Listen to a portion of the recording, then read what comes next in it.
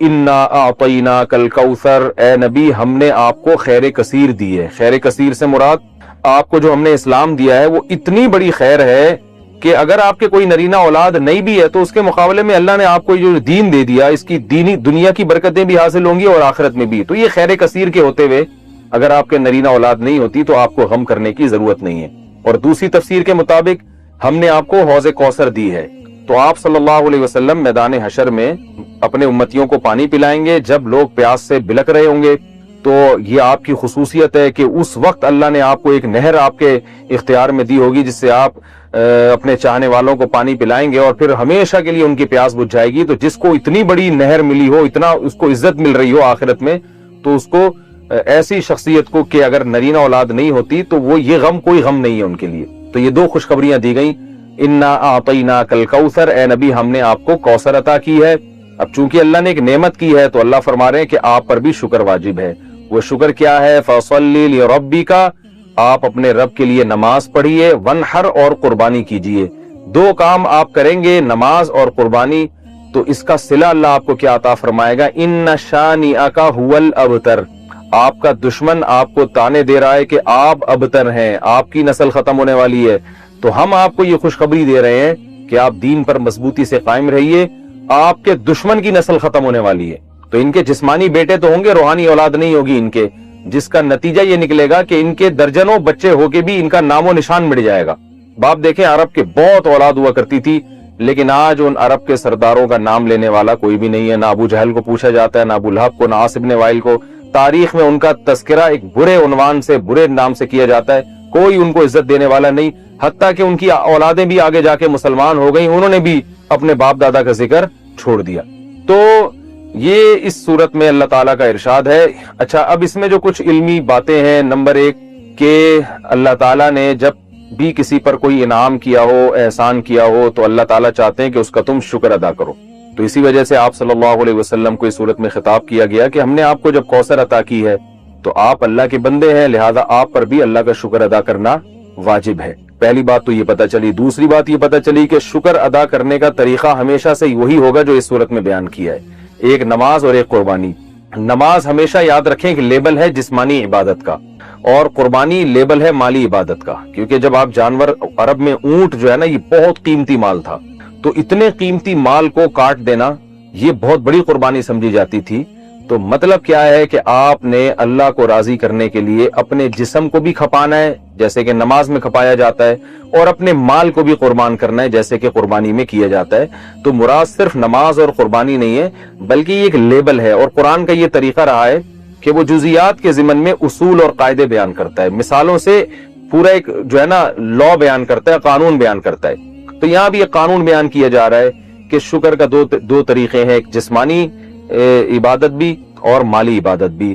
مال بھی خرچ کرنا ہے اور جو ہے جسمانی عبادت بھی کرنی ہے۔ اب تمام جسمانی عبادتیں اس میں آ گئیں، کیونکہ نماز سب سے اہم ہے، اس لیے اللہ نے اس کو ذکر کیا۔ اس میں روزہ بھی آ گیا، اس میں حج بھی آ گیا، اور اس میں جو کچھ بھی ہم اللہ کے لیے اپنے جسم کو کھپاتے ہیں سب کچھ آ گیا۔ اور مال میں تمام مالی عبادتیں آ گئی، زکوٰۃ بھی آ گیا، فطرانہ بھی آ گیا، اور اللہ کی مخلوق کو اللہ کو خوش کرنے کے لیے اللہ کی مخلوق کو کھانا کھلانا، یعنی ہر وہ عبادت جس میں قربانی کا عنصر ہو۔ تو قربانی یعنی مالی قربانی کا عنصر ہو، تو مالی قربانی جو ہے وہ غریبوں کو کھانا کھلا کے بھی حاصل ہوتی ہے، رشتہ داروں پہ خرچ کرنا اور ضرورت مند کو قرضہ دینا، یہ تمام کی تمام چیزیں اس میں داخل ہیں۔ تو یہ بھی اس سورت سے ہمیں پتہ چلتا ہے، اور یہ تو دوسری بات ہوئی۔ اور تیسرا جو سبق ہمیں اس سورت سے ملتا ہے وہ یہ ملتا ہے کہ جب آپ اللہ کا شکر ادا کرتے ہیں اور آپ اللہ کے حکام کو فالو کرتے ہیں تو روحانی نسل بہرحال آپ کی ہی بڑھتی ہے، اور اگر آپ اللہ کا شکر ادا نہیں کرتے تو آپ کی اولاد بھی آپ کو بھول جاتی ہے۔ جیسے کہ اولادیں تو ملی مشرکین مکہ کو، مگر کوئی ان کو یاد نہیں رکھتا۔ تو آج بھی ہم دیکھتے ہیں کہ دینداروں میں یہ چیز نظر آتی ہے، ان کی اولادیں والدین کے مرنے کے بعد موت تک ان کے لیے دعائیں کرتی ہیں، موت تک صدقہ خیرات کرتی رہتی ہیں، پھر آگے نسلیں پیدا ہوتی ہیں، وہ بھی اپنے باپ دادا کے لیے مغفرت کی دعائیں مانگتے رہتے ہیں۔ لیکن جو زیادہ نام نہاد لبرل لوگ ہیں وہ اپنی اولادوں پہ بڑا خرچ کرتے ہیں، مگر ہم دیکھتے ہیں کہ جب ان کے والدین کا انتقال ہوتا ہے تو اولادیں چند دنوں میں ان کو بھول جاتی ہیں۔ جتنا دین سکھایا ہوگا آپ کی اولاد آپ کو اتنا ہی یاد رکھے گی، اور آپ کی نسلیں آپ کو اتنا ہی یاد رکھیں گی، اور جتنا آپ نے اپنی اولاد کو دین سے دور کیا ہوگا تو آپ کی اولاد وراثت تو دبا کے لے گی آپ سے، سارے فائدے اٹھائے گی مگر آپ کو یاد نہیں رکھے گی۔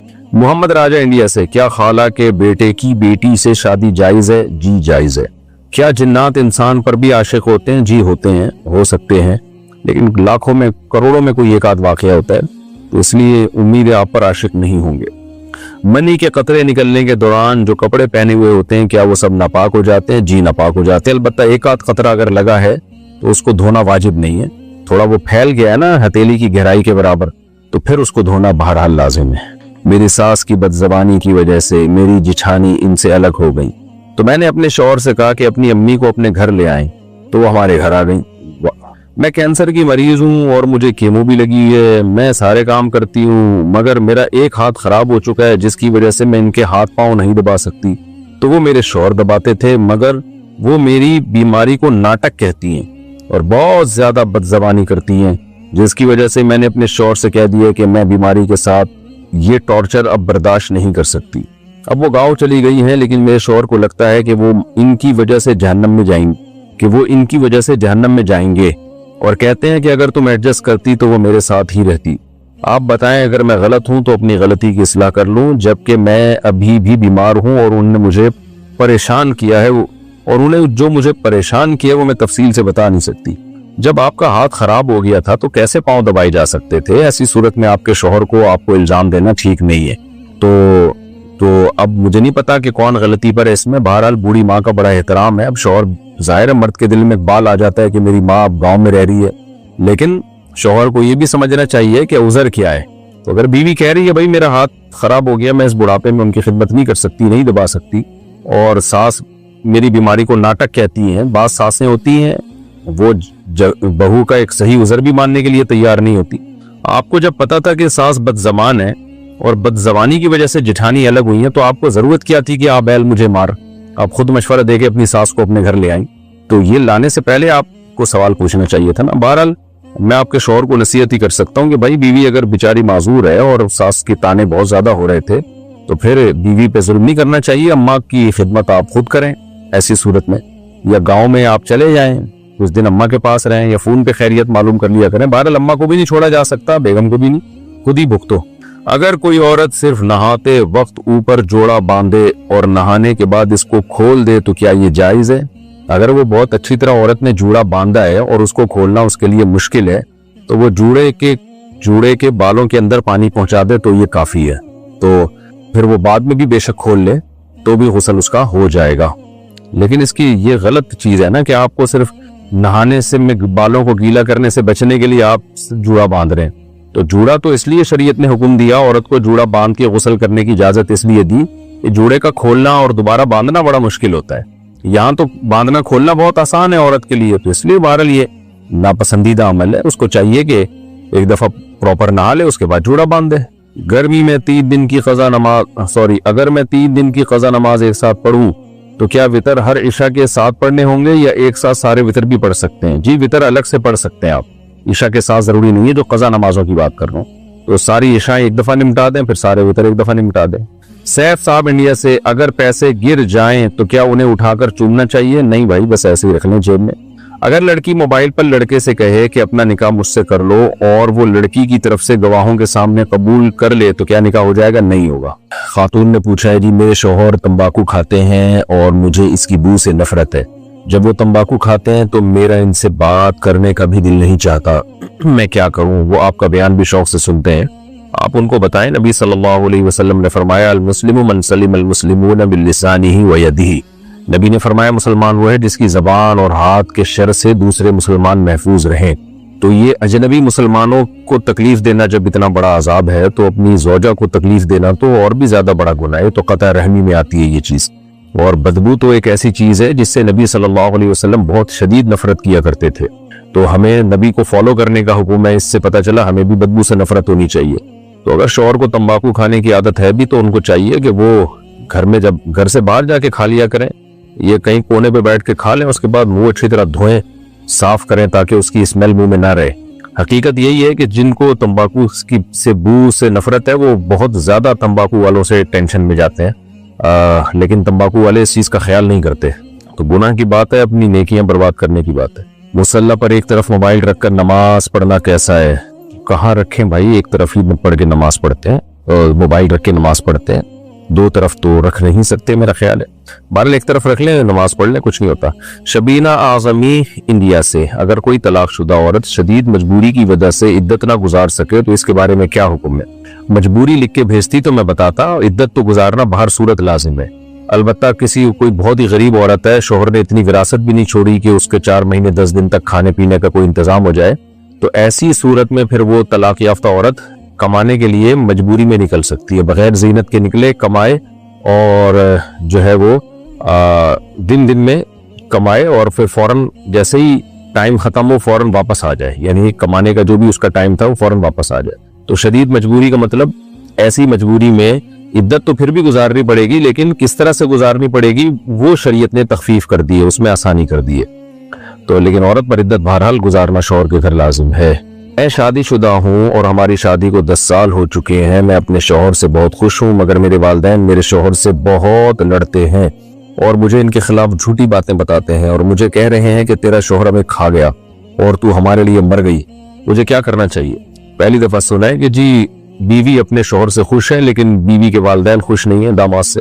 तो देखें आपके शौहर ने क्या किया है। ऐसा तो नहीं सास ससुर से पैसे लेके खा गए हों।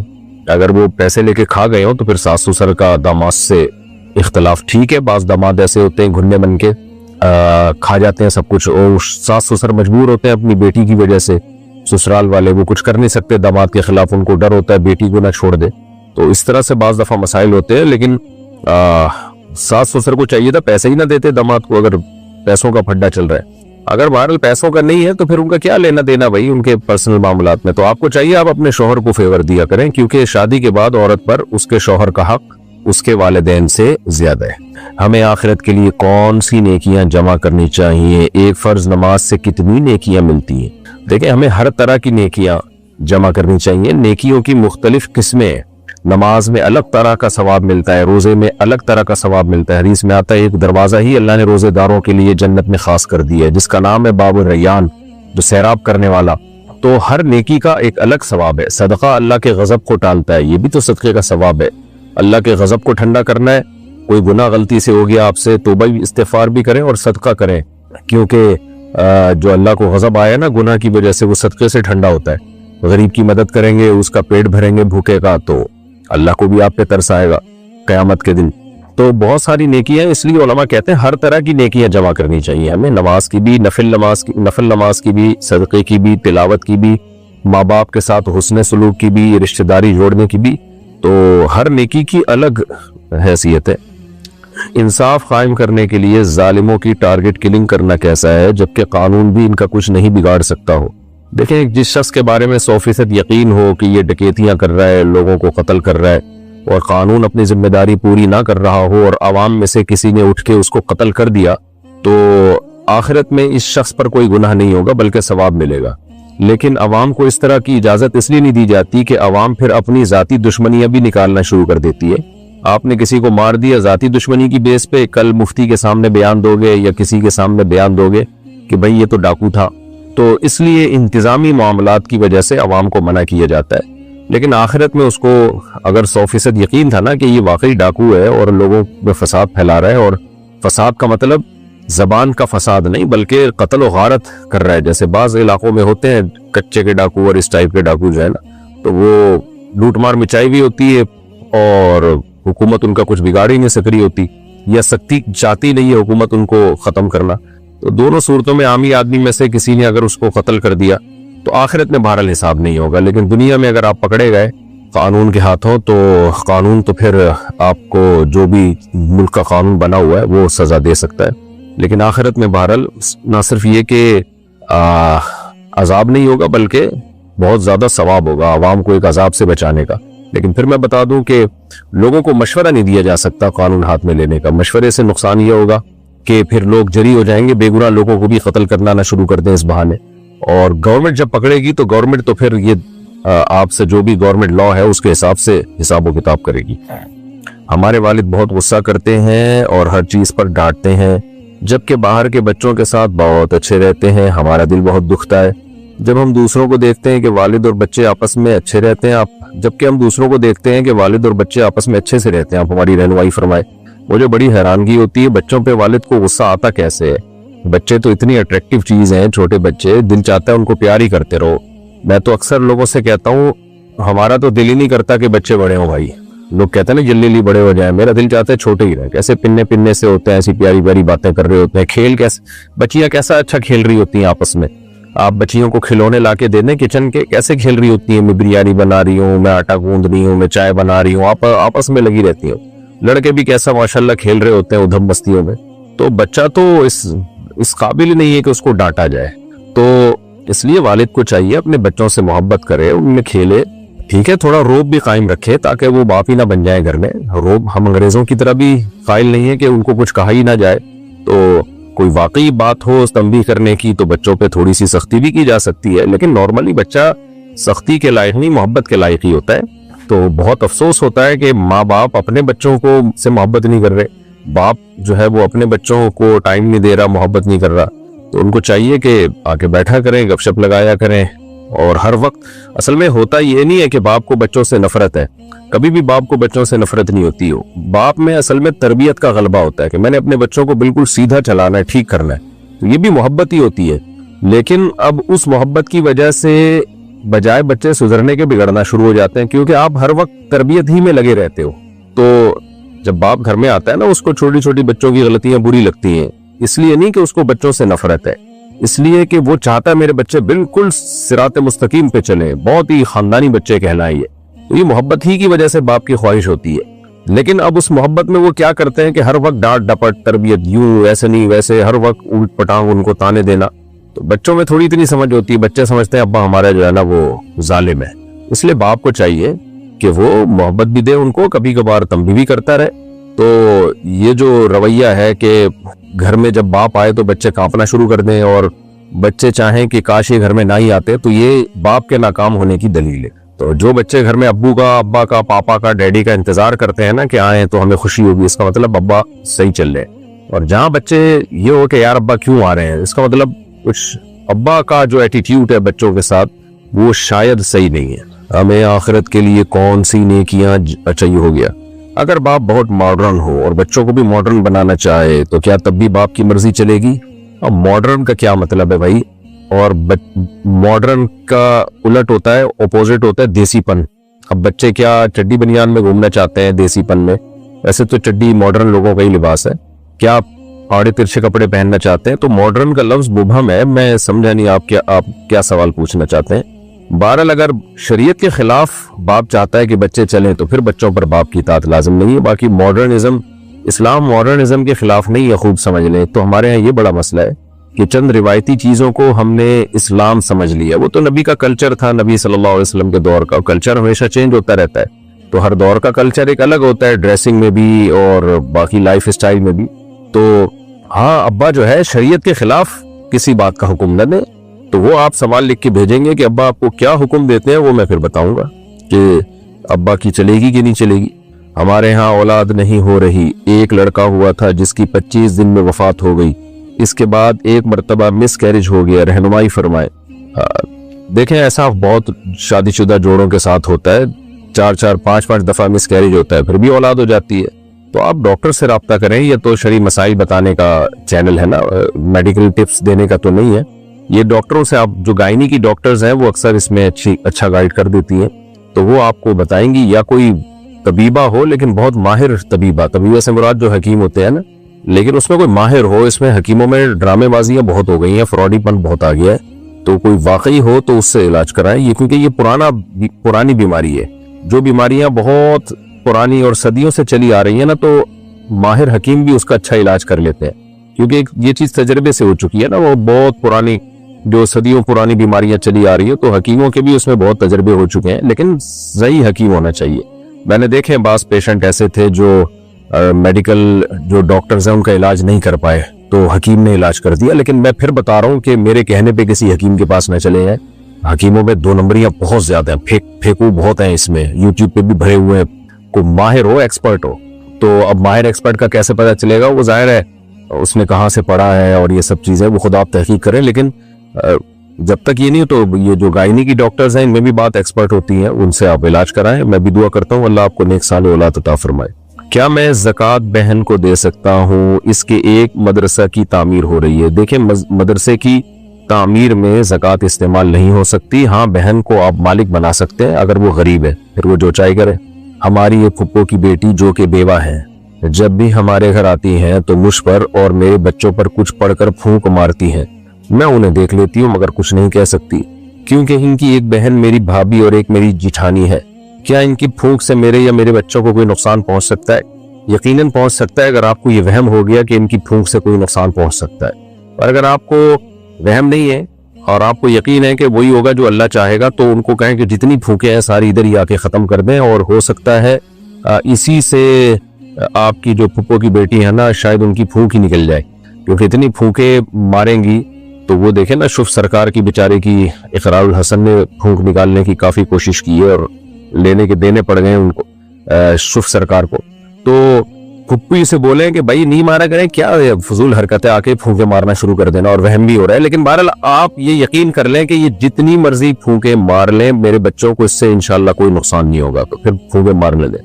لیکن ہے یہ معیوب حرکت پھونکے مارنا۔ کبھی کبھار رقیہ کے طور پر کسی کو دم کر دینا وہ تو ٹھیک ہے، سنت سے ثابت ہے، ایسے آتے ہی پھونکے، گندی ہوا تو جا رہی ہے نا کم از کم ان کے پھیپڑوں میں بچوں کے۔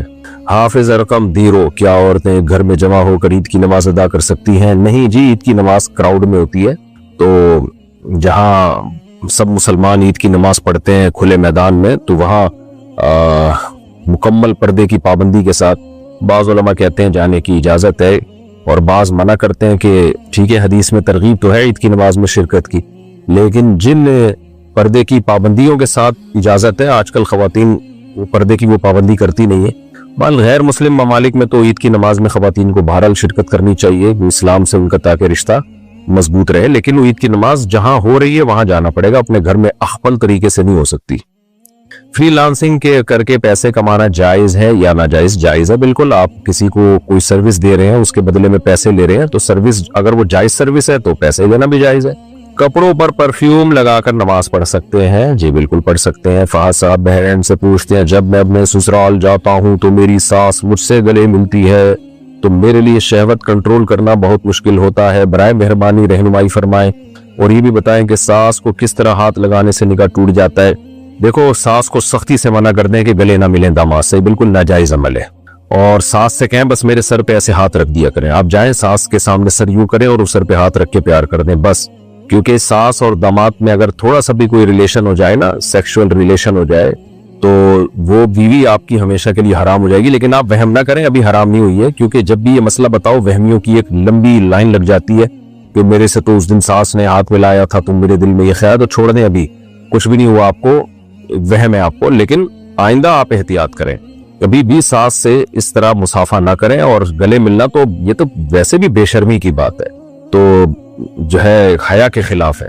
تو ساس اگرچہ محرم ہے، لیکن اس محرم ہونے کا یہ مطلب نہیں ہے کہ وہ اتنا فری ہو جائے۔ جب بہن بھائی بھی تو جوان جب ہو جائیں تو محرم ہی ہے نا، لیکن وہ تھوڑی گلے ملتے ہیں، اور ملنا بھی نہیں چاہیے ان کو۔ یہ ہمارے یہاں لبرل لوگوں نے نا کر کے براڈ مائنڈڈ بن کے سارا سسٹم کا ہی بیڑا غرق کر دیا۔ حیا اور پاک دامنی کا پورا نظام جو گوروں کا ہوا ہے نا، وہی چاہتے ہیں کہ ہماری قوم بھی اسی ڈگر پہ چلے، اور جیسے وہاں تمیز ہی ختم ہو گئی ہے تو یہاں بھی ہو جائے، تو اس لیے بالکل جائز نہیں ہے۔ اس میں کوئی کسی کی انسلٹ کی پرواہ نہ کریں، آرام سے ایک دفعہ بتا دیں ساس کو کہ بھئی ہمارا یہ کلچر نہیں، ہمارے یہاں اس کو برا سمجھا جاتا، آپ میری ماں ہیں اور میں ماں سمجھتا ہوں آپ کو۔ ان کو نہیں بول دینا کہ شہوت کنٹرول کرنا مشکل ہو جاتا ہے، وہ بہت ہی بےہودہ حرکت ہوگی، ان کو بولیں آپ میری ماں ہیں، لیکن ہم نے علماء سے سنا ہے کہ بھئی ساس سے جو ہے بس سر پہ ہاتھ رکھوایا کریں، اس کے علاوہ جو ہے جسم کہیں بھی۔ اسی طرح داماد اور سسر بھی، بہو اور سسر بھی ایسا ہی ہے، بعض سسر بہوؤں کو گلے لگا رہے ہوتے ہیں، چھوڑو یار یہ بری حرکت ہے، آپ کچھ جو ہے وہ تھوڑا سا حیا سے کام لو، تو اپنے سوسائٹی میں اس کو فروغ دیں کہ بھئی سسر جو ہے بہو کو ہاتھ نہیں لگائے گا، سر پہ ہاتھ رکھے گا بہو کے، بس اس سے زیادہ فری ہونے کی اجازت نہیں ہے۔ ہم تو کہتے ہیں کہ جب بیٹی جوان ہو جائے نا اور باپ بھی جوان ہو تو کیا ضرورت ہے بیٹی کو گلے لگانے کی، اگرچہ وہ تقدس ہوتا ہے بیٹی کا، الحمدللہ ہماری سوسائٹی میں خیر غالب ہے، لیکن بھئی بس بیٹی کو زیادہ اس کا سر یہاں رکھ لیا بیٹی کا، ایسے جھپیاں پا کے گلے مل رہے ہیں گدھے گھوڑوں کے، تو پاگلوں والی حرکت ہے، شرم آتی ہے دیکھ کے ان کو۔ تو بیٹی جوان ہو جائے اس کا سر یہاں رکھ دیا کندھے پہ، ایسے تھپکی دی، بہت اچھی بات ہے، باپ بیٹی کی محبت ہوتی ہے، تو اس میں جو ہے وہ حیا کے بھی تو خلاف ہے. میں نہیں کہہ رہا باپ کی کوئی بیٹی پہ غلط نظر ہوتی ہے, لیکن کچھ چیزیں حیا کے بھی تو تقاضے ہوتے ہیں نا, گلے مل رہے ہوتے ہیں. اور سسر بہو کا تو بہت ہی مسئلہ ہے, کیونکہ وہاں تو رشتہ حرام ہونے کا خطرہ ہوتا ہے. تو اس لیے سسر بھی اپنی بہو کے سر پہ بس ہاتھ رکھے, بس اس سے زیادہ نہیں, فری ہونے کی کوشش نہ کرے. بعض جب میں کالز اٹھایا کرتا تھا, ابھی تو بہت کم لوگوں کے فون اٹھاتا ہوں, وہاں بھی بعض بہوؤں کی یہ شکایت آتی تھی کہ ہمارے جو سسر ہے نا, ہمیں وہ ہینڈ شیک کرتے ہیں اور جو ہے وہ معانقہ کرتے ہیں, ہمیں خود بہت برا لگتا ہے. تو انہوں نے مجھے ترغیب دی, کئی خواتین کی اس طرح کمپلینز آئیں کہ آپ اس پر بیان کرو کہ یہ سسر جو ہے نا یہ حرکتیں نہ کریں. ہم تو منع نہیں کر سکتے کہ وہ بے ادبی سمجھی جاتی ہے خاندان کے بزرگوں کی, تو اس لیے یہ غلط عمل ہے. عبدالعلیم صاحب دہلی سے پوچھتے ہیں چلنے کا سنت طریقہ کیا ہے اور کس طرح چلنا چاہیے؟ بھائی صاحب, ہر آدمی کی اپنی ایک نیچرل چال ہوتی ہے, اس کو چینج کریں گے تو کوا چلا ہنس کی چال اور اپنی بھی بھول گیا والا ہو جائے گا. نیچرل چال ہوتی ہے ہر ایک کی اپنی. البتہ تکبر سے نہ چلیں, سینہ اکھاڑ کے یوں جیسے پتہ نہیں کوئی پھڈا کرنے جا رہا ہے. بعض لوگوں کے سینہ آٹومیٹیکلی تھوڑا سا ابھرا ہوا ہوتا ہے, وہ ایک الگ بات ہے, لیکن بعض لوگوں کی عادت ہوتی ہے اکڑ کے چلنے کی. تو اکڑ کے مت چلیں, نارمل وے میں چلیں, بہت تیز بھی نہ چلیں کہ تھک جائیں بلا وجہ. ایک تو ہے نا ایکسرسائز کی نیت سے چل رہے ہیں, وہ ایک الگ بات ہے. نارملی جب آپ چلیں وقصد فی مشی, قرآن کہہ رہا ہے اپنی چال میں میانہ روی اختیار کرو. تو بلا وجہ اپنے آپ کو ٹینشن میں ڈال کے بہت تیز چلنا, یہ بھی ٹھیک عمل نہیں ہے. سستوں کی طرح آہستہ چلنا, حضرت عمر نے کسی کو دیکھا بہت خرامہ چل رہا ہے, حضرت عمر نے اس کو تنبیہ کی کہ بھائی نارمل چلو, ایسے کیوں چل رہے ہو جیسے, یعنی مفہوم بیان کر رہا ہوں, ایسے کیوں چل جیسے کوئی بیمار چل رہا ہوتا ہے. تو آپ کی چال سے دیکھنے سے یہ بھی نہ لگے کوئی بیمار جا رہا ہے, یہ بھی نہ لگے کہ کوئی اس سے قرضہ لے کے بھاگا ہوا ہے اور یہ اس کے پیچھے جا رہا ہے. تو نارمل چال میں چلنا چاہیے اور نیچرل جو اللہ نے آپ کو دی ہے. بعض لوگوں کی چال نیچرلی تیز ہوتی ہے تو وہ تیز نہیں ہے, وہ دوسروں کو تیز لگتی ہے, وہ ان کے لیے وہی میانہ روی والی چال ہوتی ہے. تو ہر ایک کو اللہ نے ایک الگ چال دی ہے, اس کو اسی کے مطابق چلنا چاہیے. بہت تیز نہیں, بہت ہلکا نہیں, تکبر والی چال نہیں. لا تمشی فی الارض مرحا, اللہ کہتے ہیں زمین پہ اکڑ کے مت چلو. تو روز 5 سورہ پڑھنا کیسا ہے؟ ٹھیک ہے, ویسے روز قرآن کی تلاوت کریں, الحمد سے لے کے سورہ ناس تک ایک پارہ پڑھ لیا کریں 30 دنوں میں. ایک پارہ نہیں ہوتا آدھا پڑھ لیں تاکہ 2 مہینے میں قرآن ختم ہو. وہ بھی نہیں ہوتا ایک پاؤ پڑھ لیں تاکہ 4 مہینے میں قرآن ختم ہو. تو یہ جو لوگوں نے مخصوص صورتیں بنا لی ہیں کہ فلاں دن یہ صورت فلاں دن یہ, اس سے بہتر یہی ہے کہ پورا قرآن پڑھا کریں, پورا قرآن ختم کیا کریں. لڈو میں ڈائس یعنی چھلکا استعمال ہوتا ہے, اور میری پتہ نہیں چھکا استعمال ہوتا ہے, یہ کیا ہے بھائی؟ اور میری معلومات کے مطابق حدیث میں, اچھا لڈو کہہ رہا ہوں میں, لڈو میں ڈائس یعنی چھکا استعمال ہوتا ہے. میری معلومات کے مطابق حدیث میں ڈائس والے کھیلوں کی ممانعت آئی ہے. اگر میری معلومات غلط ہے تو تصحیح فرما دے. دیکھیں نبی صلی اللہ علیہ وسلم سے جو اس طرح کے کھیلوں کی ممانعت آئی ہے, تو مجھے ان حدیثوں کی پوری تحقیق تو نہیں ہے کہ صحیح حدیث ہے یا ضعیف حدیث ہے, لیکن ایک کامن اصول فقہاء نے بیان کیا قرآن و سنت کو سامنے رکھ کر کہ وہ کھیل جن میں آپ کا دماغ استعمال ہوتا ہے, دماغ تھکتا ہے, وہ جائز نہیں ہے. جیسے شطرنج ہے, اس میں آپ کا دماغ استعمال ہوتا ہے, وہ اس لیے جائز نہیں ہے کہ والذین هم عن اللغو معرضون, لغویات سے ہمیں بچنے کا حکم ہے. لغویات اس کام کو کہتے ہیں جس میں نہ دین کا فائدہ نہ آخرت کا فائدہ. تو کھیل کا تو بنیادی مقصد ہوتا ہے دماغ کو تفریح دینا. تبھی حدیث میں آتا ہے کل لہو باطل, ہر کھیل باطل ہے سوائے 3 کھیلوں کے. وہ 3 کھیل وہی ہیں جن میں دماغ فریش ہوتا ہے آپ کا, اس کے سوسائٹی پہ کوئی اچھے اثرات مرتب ہوتے ہیں. تو شطرنج کھیلنے میں کوئی اچھے اثرات مرتب نہیں ہوتے. آپ کو چاہیے تھا آپ کھیل کود کے دماغ کو فریش کرتے, پھر دماغ مفید کاموں میں استعمال کرتے. آپ نے دماغ ہی بیکار کام میں کھپا دیا, تو اب بچے گا کیا آپ کے پاس؟ تو کھیل کا تو مقصد ہے تاکہ آپ کھیلوں کو کھیلیں اور تاکہ دماغ فریش ہو اور دماغ کو مفید کاموں میں خرچ کریں. دماغ ہی کو آپ نے اس میں خرچ کر دیا تو پھر وہ دماغ تو کسی کام کا رہا نہیں. تو اس وجہ سے بھی شطرنج جو ہے نا ناجائز ہے. البتہ ان لوگوں کے لیے شطرنج کھیلنے کی گنجائش ہے جن کو دشمن کی چالیں سیکھنی ہو, جیسے فوج کے کوئی بڑے لوگ ہوتے ہیں. تو امام شافعی سے منقول ہے کہ جو جنگی چالیں سیکھنے کے لیے شطرنج کھیلے گا, جنگی کمانڈر ہے, تاکہ اس کو دشمن کی چالیں, اس کا دماغ کھل جائے اور دشمن کی چالیں سمجھنا اس کو آ جائیں. تو اگر کوئی سمجھتا ہے کہ یہ اس کھیل میں اس کو یہ فائدہ ہوگا تو پھر اس کے لیے جائز ہے. تو لڈو میں چونکہ دماغ فریش ہی ہوتا ہے, دماغ تھکتا نہیں ہے, تو اس لیے لڈو اس اصول کے مطابق جائز ہے, چاہے اس میں چھکا بھی کیوں نہ ہو, اس سے کوئی فرق نہیں پڑتا. چھکا تو وہاں سے ایک آلہ ہے, 4 آ رہا ہے, 3 آ رہا ہے, 6 آ رہا ہے, تو اس میں کوئی دماغ آپ کا تھکتا نہیں ہے, بلکہ آپ تھوڑا سا فریش ہو جاتے ہیں. خاص طور پہ گھر میں بیوی بچوں کے ساتھ کھیلیں گے تو شاید اس بہانے تعلقات بھی اچھے ہو جائیں. ہماری بہن شادی سے منع کر رہی ہے, آگے بھی شادی کا ارادہ نہیں ہے, اور ہمارے ابو کی ریٹائرمنٹ کی عمر قریب ہے, ہم کیا کریں؟ بہن کو سمجھائیں, کیونکہ یہ لڑکیاں حماقت اور بیوقوفی میں شادی سے منع کرتی ہیں، بعد میں جب دھکے کھاتی ہیں نا، رلتی ہیں، ان کی عزتوں سے کھیلا جاتا ہے اور بڑھاپا آنے لگتا ہے، تنہائیوں کا شکار ہوتی ہیں، بھائی اپنی زندگیوں میں مشغول ہوتے ہیں اپنی بیویوں کے ساتھ، تو پھر یہ بہت بڑی ٹینشن بنتی ہے سوسائٹی کے لیے، اور پھر یہ رشتے کشکول لے کے تلاش کرتی ہیں، ملتے نہیں ہیں ان کو رشتے۔ تو اس لیے میں آپ کی سسٹر کو، آپ کی بہن کو اپنی بہن سمجھ کے نصیحت کروں گا، وصیت کروں گا کہ یہ ڈھیٹ پنا آپ چھوڑ دیں، اپنے پر، اپنے ماں باپ پر، اپنے بھائیوں پر رحم کریں آپ، کیونکہ بعد میں پھر انہوں نے ہی سنبھالنا ہوتا ہے۔ یہ جو لبرل لوگوں نے کہا دیا نا جاب کریں جاب کریں، یہ حل نہیں ہے، یہ فطرت نہیں ہے۔ بہت ساری جاب کرنے والی خواتین بھی ہم نے دیکھی ہیں، زندگی رل جاتی ہیں، بڑے بڑے عہدوں پر ہوتی ہیں، بہت پیسہ کمایا، لیکن بڑھاپے میں رل جاتی ہے ان کی زندگی، کوئی پوچھنے والا نہیں ہوتا، منہ سے رال ٹپک رہی ہوتی ہے، کوئی صاف کرنے والا نہیں ہوتا، اور احساس کمتری میں، تنہائی میں الگ جاتی ہے۔ اس سے وہ غریب خاتون اچھی ہے جس کے بیٹے بیٹیاں ہوں اور وہ اپنے بچوں میں لائف کو اس غربت میں بھی انجوائے کر رہی ہوتی ہے زیادہ۔ تو یہ جو ہے نا انسان کی فطرت ہے کہ اس کو افراد چاہیے، تو اللہ تعالیٰ نے عورت کو افراد کیسے دی؟ ان کی اولاد کی صورت میں، تو اس لیے نکاح کر رہے ہیں، ان کو میں بھی نصیحت کرتا ہوں، آپ بھی سمجھائیں، اور کوئی اچھا رشتہ بھی تلاش کریں۔ ہو سکتا ہے آڑے ترچے آ رہے ہوں اس لیے نہیں کر رہی ہوں، بعض دفعہ رشتے ہی آڑے ترچے ہوتے ہیں، وہ کہتی ہے اس سے تو میں ایسے ہی ٹھیک ہوں بغیر شادی کی، کوئی اچھا رشتہ تلاش کر لیں ان کے لیے، لیکن ان کو فورس کریں، فورس کا مطلب مینٹلی ان کو فورس کریں، یہ نہیں کہ آپ کو مار دھاڑ شروع کر دیں، ان کو سمجھائیں بٹھا کے۔ میرے اکاؤنٹ میں سود کی رقم آ گئی ہے اور میں اسے استعمال نہیں کرنا چاہتی، تو میں اسے صدقہ کروں گی یا خیرات؟ آپ اسے نکال کے بلا ثواب، یعنی بلا نیت ثواب کی نیت کے بغیر آپ اس کو صدقہ کر دیں، رکھے نہیں اکاؤنٹ میں۔ ہمارا کام یہ ہے کہ ہمیں یہ بتانا ہوتا ہے کہ اسٹاک مارکیٹ میں شیئر کب اوپر جائیں گے اور کب نیچے، اس کام کی کمائی حلال ہے؟ حلال ہے جی۔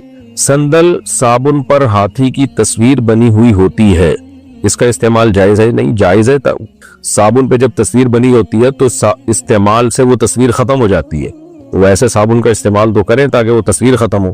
خیر یہ تو میں ایک ویسی بات کر رہا ہوں، تو تصویر جب موضع اہانت میں ہو نا، اہانت کا مطلب ہوتا ہے کہ وہ تعظیم نہیں ہو رہی اس کی، تو پھر اس تصویر میں تخفیف ہے شریعت میں، یعنی اس کے حکام اس طرح نہیں ہے، جیسے دیوار پہ جو جاندار کی چیزوں کی تصویریں لٹکی ہوئی ہوتی ہے نا، ان کی حیثیت الگ ہے۔ تو صابن پہ تصویر ہے تو کوئی حرج نہیں ہے اس کے استعمال کرنے میں، البتہ اس تصویر کو بنانے والی کمپنی کو چاہیے کہ نہ بنائے تصویر سازی بہرحال ناجائز حرام ہے۔ بلال منیار انڈیا، اللہ میاں کہنا کیسا ہے؟ کہ ٹھیک ہے بھئی، اللہ کے ساتھ جب میاں کی نسبت کی جاتی ہے تو اس سے اللہ کی تعظیم مراد ہوتی ہے، کوئی حرج نہیں ہے اس میں۔